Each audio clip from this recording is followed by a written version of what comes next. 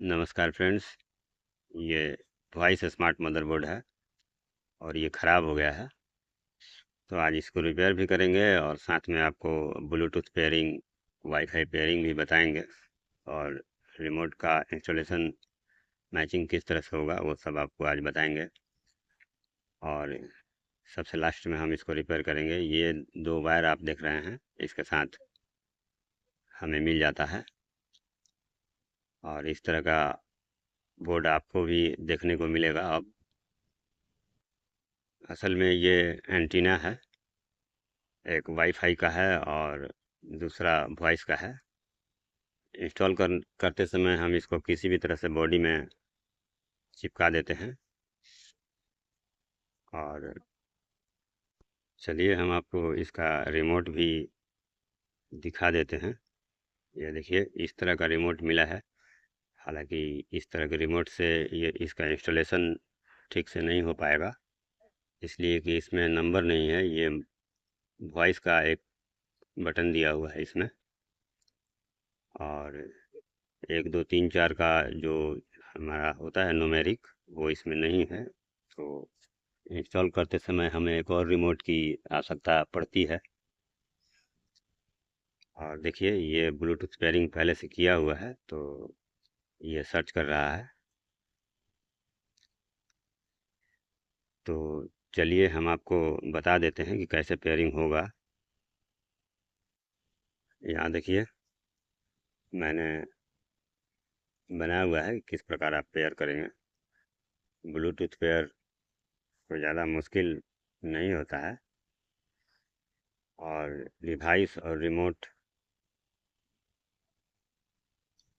Remote में आपको plus और माइनस बटन देखना है कि कहाँ पर है, इसलिए कि ब्लूटूथ पेयरिंग में इसकी हमें ज़रूरत पड़ती है।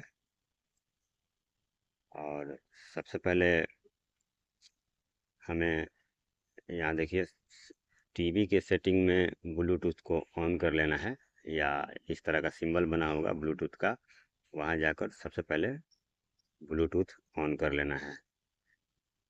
ऑन करने के बाद आपको रिमोट से वॉल्यूम प्लस और माइनस एक साथ कुछ सेकंड के लिए दबाना है। देखिए, इस तरह से एलईडी ब्लिंक करने लगेगी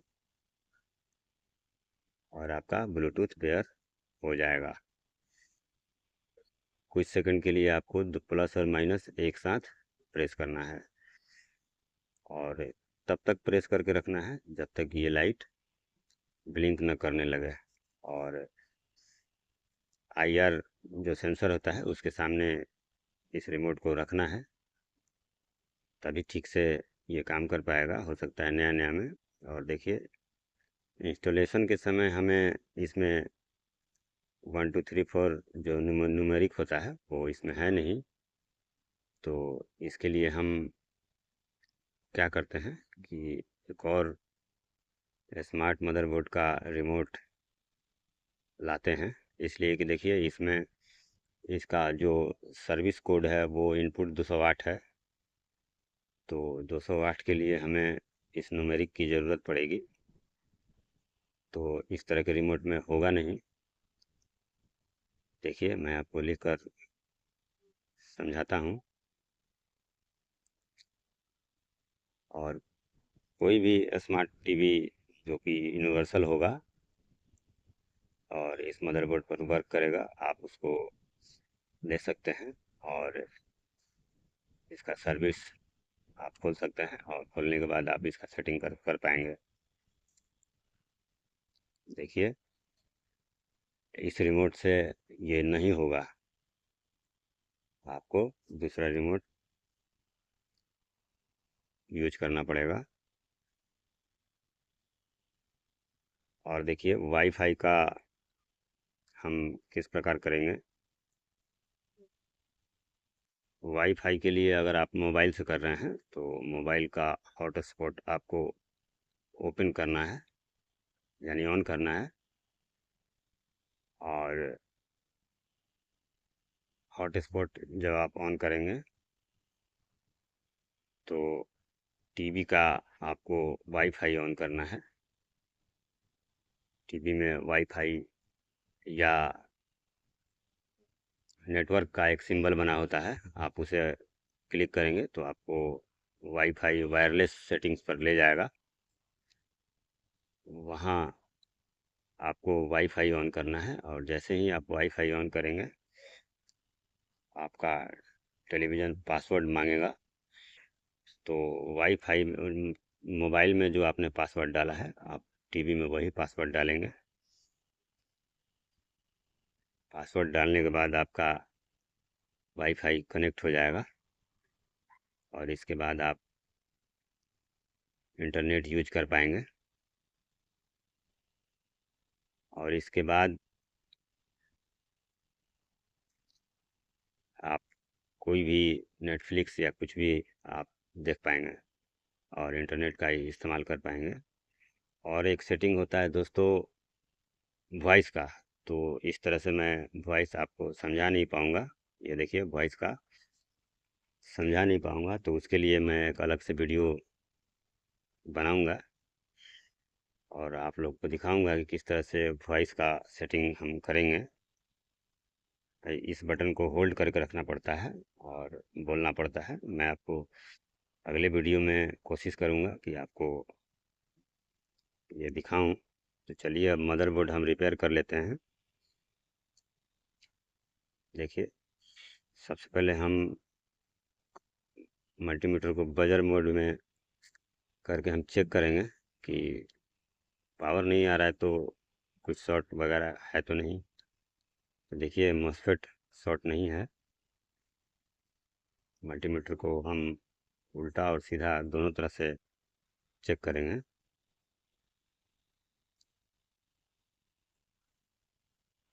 मॉस्फेट हमारा ठीक है। इसके बाद कैपेसिटर पर भी हम देख लेते हैं।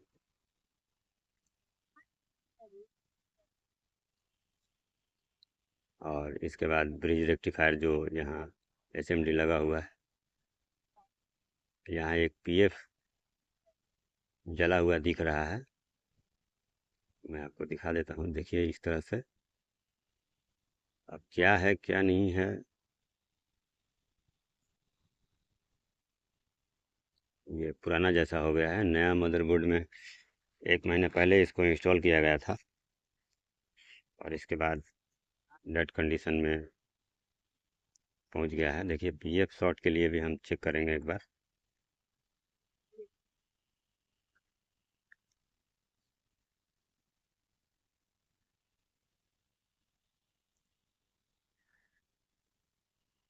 अगर आप चैनल पर नए हैं तो बेल आइकन सब्सक्राइबर का ज़रूर प्रेस करें। देखिए पीएफ शॉर्ट नहीं है और ब्रिज रेक्टिफायर जो है वो भी शॉर्ट नहीं है, फिर भी पावर नहीं आ रहा है। अब इसमें हम पावर देंगे। देखिए यहाँ पर हर मदरबोर्ड में एक सेफ्टी के लिए दिया रहता है। पहले इसको हम जैक को निकालेंगे, उसके बाद हम बैक साइड से इसको चेक कर पाएंगे कि कहाँ तक पावर आ रहा है। तो चलिए देखिए मैंने इसका एक ही ग्रिप निकाला है।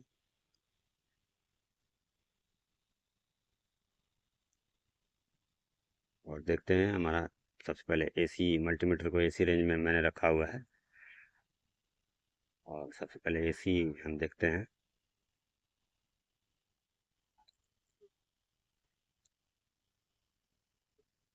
यहाँ एसी मिल रहा है और इसके बाद एक फ्यूज होता है।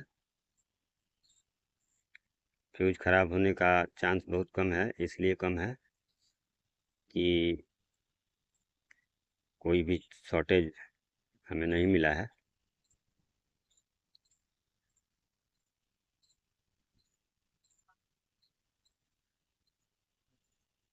यहाँ तक सप्लाई आ रही है।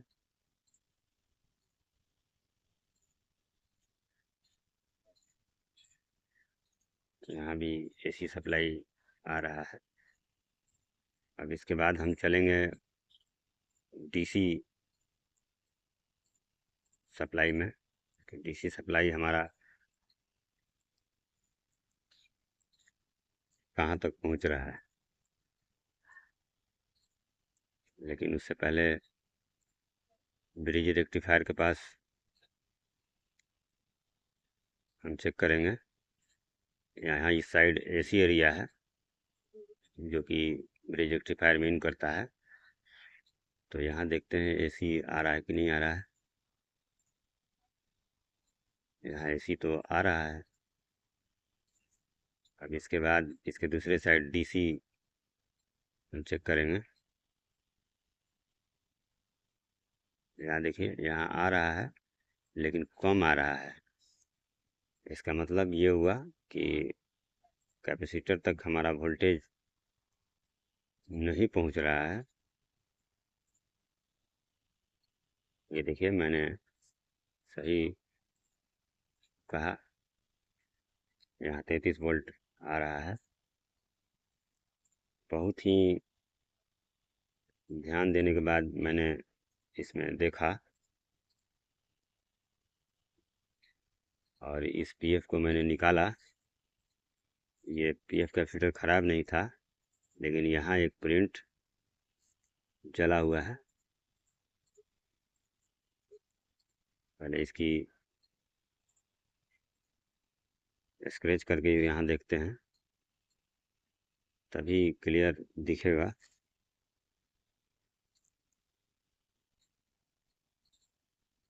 देखिए यहाँ एक प्रिंट जला हुआ है, निकल गया है प्रिंट जलकर, जो कि कैपेसिटर के माइनस पर जाता है।